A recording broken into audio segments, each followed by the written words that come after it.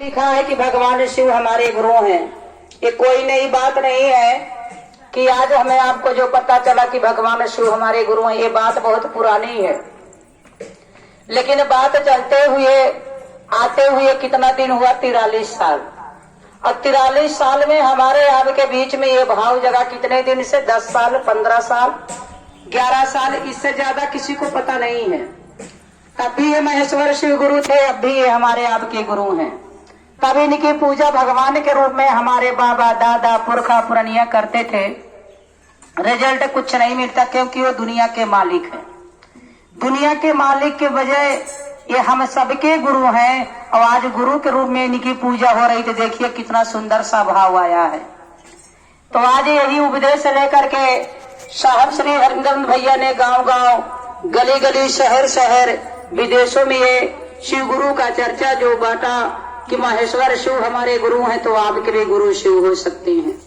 इस जनमानस में बड़े बड़े ज्ञानी, बड़े बड़े महात्मा गुरु कहते हैं जीव आत्मा अगर शरीर लेकर के इस धरती पे आया तो गुरु नहीं हो सकता। साहब हमारे कहते थे कि जीव आत्मा अगर इस शरीर पे, इस धरती पे शरीर धारण होकर के अगर आया है तो गुरु नहीं हो सकता, क्योंकि उससे ज्ञान हमें आपको नहीं मिल सकता। ये ज्ञान भी देते हैं, ये सद्बुद्धि भी देते हैं, जीने के कला भी सिखाते हैं। ये महेश्वर शिव आदि गुरु हैं, ये जगत गुरु हैं, ये गुरुओं के गुरु, ये महागुरु हैं, ये पशुपात नथ गुरु हैं। कहा गया कि हम सबके गुरु हैं। इसीलिए कहते थे साहब कि चंदा मामा सबके मामा, शिव घर घर के बाबा हैं। तब भी हमें आपको पता था कि ये बाबा हैं, तो बाबा बैजनाथ धाम से इनको हम आप जानते थे। तो साहब श्री हरिंद्र भैया हमारे आपके बीच में सुंदर सा भाव जगाए। तो आइए हम थोड़ी सी उनके जीवनी के बारे में बात कर लेते हैं कि एक जनमानस में मानुष कर्म से जन्म लेने के बाद हमारे आपके बीच में उन्होंने क्या बोया। हमारे आपके बीच में उन्होंने ज्ञान का बीज बोया, जो हम आप अनजाने रास्ते पे भटक रहे थे। इधर उधर हमारा आपका जीव आत्मा भटक रहा था, सुकून शांति नहीं मिलता था। आज एक व्यक्ति की वजह से आज हमारे आपके करोड़ों लोगों के अंदर ये शिव भाव जगा। तो धन हमारे साहब श्री हरिंद्र भैया और धन हमारी ममतामयी नीलमनंद दीदी, जिनके बताए हुए मार्ग पे आज हम आप चलने का प्रयास कर रहे हैं। वो आज हमारे आपके बीच में शरीर से नहीं है, दोनों पति पत्नी, लेकिन आत्मा से, तन मन से हमारे और आपके साथ चलने का प्रयास करते हैं। उस भाव से हमें आपको उनको देखना चाहिए कि साहब हमारे दुख दूर करने वाले, वो करुणा निधान दया के सागर, जो जीव आत्मा पुत्र उन्होंने अपने पूरे जीवन को लगा दिया। दया करते करते महादेव से दया मांगते मांगते आज वो साहब श्री हरिंद्र भैया हमारे आपके बीच नहीं है। बड़े दुख के साथ ही कहना पड़ता है कि कोई अपना सा खोया हुआ, जिन्हें हम आप देखने का प्रयास करते हैं, ये आंखें उन्हें ढूंढती है।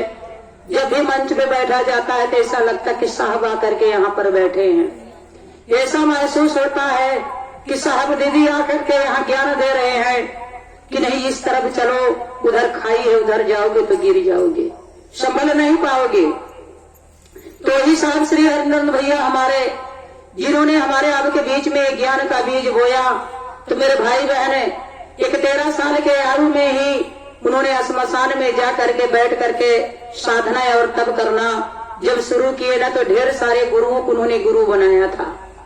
साहब श्री बताते हैं कि मैं भूतों को भी गुरु बनाया था, घोड़ियों को भी गुरु बनाया था, शरीर रूप आए हुए इंसानों को भी गुरु बनाया था।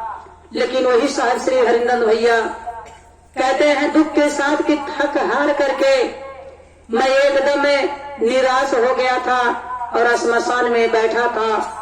मात्र एक सोच मेरे मन में आया, कि ख्याल आया, किसी के कहने से नहीं, उनके मन में एक ख्याल आया कि लोग कहते हैं कि गुरु भगवान होते हैं, तो भगवान गुरु क्यों नहीं हो सकते। साहब यही ख्याल जगा करके अपने मन में महेश्वर शिव गुरु को अपना गुरु बनाया। तो मेरे भाई बहनों ने जब गुरु बनाया तो 3 शर्त रख करके गुरु बनाया था कि अगर यहाँ पे फोटो में दिखने जैसा आओगे तो मैं आपको अपना गुरु नहीं बनाऊंगा। अगर आप शरीर रूप में आओगे, किसी मानुष तन में आओगे, कहोगे मुझे अपना गुरु बना लो, तो मैं आपको अपना गुरु नहीं बनाऊंगा। और जो मैं 15 साल श्मशान में किया, तंत्र मंत्र विद्या साधना जो मैंने किया, आज से यहीं पर छोड़ देता हूँ, अब स्मशान में नहीं आऊंगा। साहब श्री हरिंदर भैया 3 शर्त लेकर के शिव को अपना गुरु बनाया। साहब ने कहा कि 1 साल तक मेरे डर सा लगा रहा था, मेरे अंदर ये डर समा गया था कि पता नहीं ये भगवान सच के गुरु हैं कि नहीं गुरु हैं।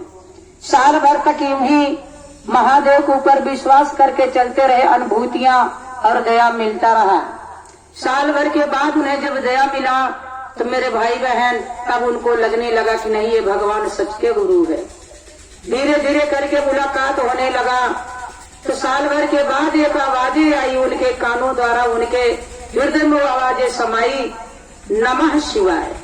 जब नमः शिवाय आया उनके मन में तो साहब श्री हरिंदर भैया एकदम हड़बड़ा गए कि ये क्या हो रहा है, नमः शिवाय कैसे प्रवेश हो रहा सांसों द्वारा।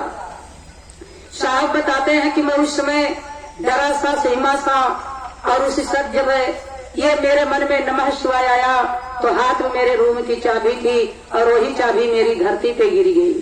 डर के मारा जब ये नमः शिवाय उनके सांसों द्वारा आया और सांसों द्वारा निकला तो हाथ की चाबी गिर गई दूर जा करके घास पे। साहब श्री हरिंदर भैया ने कहा कि अरे अरे अरे इसी की तो ढूंढ रहे थे। साहब ने कहा कि अरे अरे अरे इसी की तो ढूंढ रहे थे। उनकी माता जो राधा देवी थी जिनके तन से उनका जन्म हुआ था, माता आंगन में थी और जब साहब की आवाजें हड़बड़ाई सी सुनी तो उन्होंने कहा कि क्या बबुआ क्या ढूंढ रहे थे, क्या मिल गया? उन्होंने कहा कि कुछ नहीं, चाबी मिल गई। वो चाबी जो महेश्वर शिव की चाबी थी, जो ताला खोलने पर मेरे भाई बहन दया बरसता था।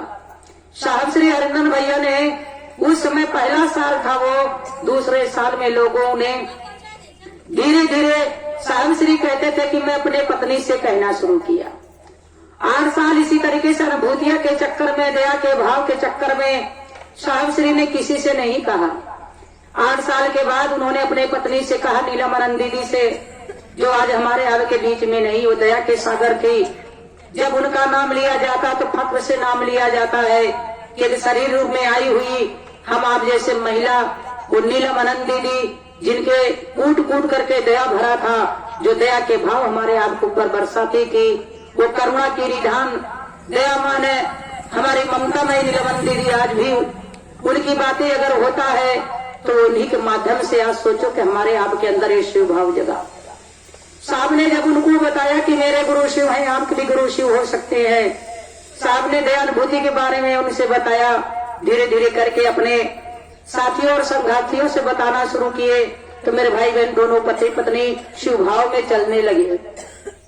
शिव भाव में चलते चलते बहुत सारा उन्हें दुख का भी सामना करना पड़ा। बहुत सारे लोगों ने उनकी मजाक उड़ाई, बहुत सारे लोगों ने उनकी खिल्ली उड़ाई। आज देखिए साहब श्री हरिंदर भैया के कितने सम्मान से हमारे यहाँ के जैसे शिव शिष्य लोग उनका आदर और भाव करते हैं। किसी देवी देवता से कम नहीं उन्होंने किया, किसी भगवान से कम नहीं किया। मैं तो यही उन्हें मानती हूँ वो बाबा भोलेनाथ का ही अवतार थे। मेरे मन में ये भाव जगता है कि मेरे भाई बहन, मुझे एहसास होता है कि साहब कोई मानुष नहीं थे। साहब इस धरती पे आए तो मानुष रूप में, लेकिन किसी भगवान किसी देवी देवता से कम नहीं किए। वो देवी देवता जो आए और अपने आप को ही पूजाए, वो ज्ञान हमें आपको अज्ञान का मार्ग नहीं बता पाए। तो साहब श्री हरिंदर भैया हमारे आपके बीच में 3 सूत्र से हमें आपको शिव से जोड़ने का प्रयास किए। ये 3 सूत्र गुरु मंत्र है मेरे भाई बहन। तीनों सूत्र को जो व्यक्ति किया ना, ईमानदारी से उनके घर में सुख शांति आया है, उनके जीवन में कभी भी दुख नहीं आया। जो लोग शिव से अपना नाता जोड़े हैं तो पहला प्रथम सूत्र है कि हे शिव आप मेरे गुरु हैं, मैं आपका शिष्य हूँ, मुझ शिष्य पर दया कर दीजिए। जब दया लागू हो जाए 10 दिन 15 दिन महीने 2 महीने के बाद आप दूसरों से चर्चा करिए। चर्चा ही मेन कड़ी है। चर्चा दूसरों के लिए किया जाता है। साहब हमारे कहते हैं कि अगर 3 सूत्र अपने लिए किया जाता है तो दया भाव नहीं है। अगर 3 सूत्र दूसरों के लिए किया जाता है तो वहीं पर गुरु की दया है। तो मेरे भाई बहन, जब दया लागू हो जाए तो दूसरे सूत्र में दूसरे से चर्चा करिए। चर्चा कैसे करना है? कोई दुखिया मिल जाए, कोई बहुत बड़ा दुखों से झेल रहा है, जिनका दुख दूर नहीं हुआ, जो शिव से अभी तक दूर है, जिनको ये बात नहीं पता कि शिव ही हमारे गुरु हैं। उन गुरु भाई बहन से बातचीत में, जब उस बातचीत में हम आप बात करेंगे तो वहां पर बातें धीरे धीरे बढ़ती चली जाती है। तो हमें और आपको क्या कहना है कि बहनी हो, हम भी जब से शिव को गुरु बनाए, हमारे ऊपर की दुख और दरिद्रता सब दूर हुई है। एक बार हमारे कहने से आप शिव को अपना गुरु बना लीजिए। कहना हमारा आपका कर्तव्य है। जितने आप दूसरे से चर्चा करेंगे, उतने गुरु का कार्य आगे बढ़ेगा। जो लोग भूल भुलैया में पड़े हैं, उन्हें अगर हम आप बताएंगे तो मेरे भाई बहन उनका दुख दूर होगा। तो चाहे हाट जाओ, चाहे बाजार जाओ, चाहे खेत खरियान जाओ, मोबाइल द्वारा भी गुरु की चर्चा हम आप कर सकते हैं। शिव से जोड़ने के लिए हमें आपको ऐसा नहीं कि कहीं दूर जाना है।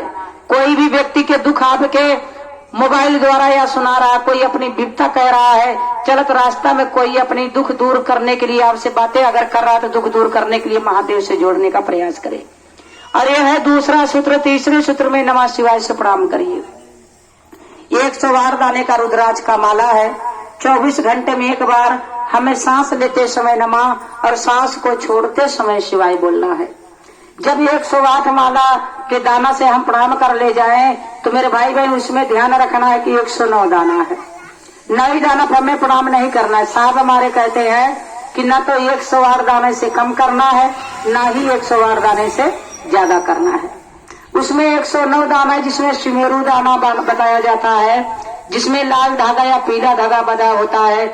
उस दाने पे हमें चारों मूर्तियों को प्रणाम करना है। तो प्रणाम कैसे करना है कि शिव गुरु के चरणों प्रणाम, मैया भवानी के चरणों प्रणाम, साहब और दीदी के चरणों प्रणाम। प्रणाम करने के बाद निचली वाले दाने पे उंगली रखिए और एक ही दाने पे आपको बोलना है नमः शिवाय।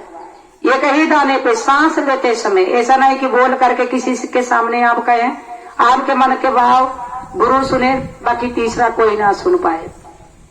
आप जाने, आपके गुरु जाने कि आप नमः शिवाय से प्रणाम कर रहे हैं।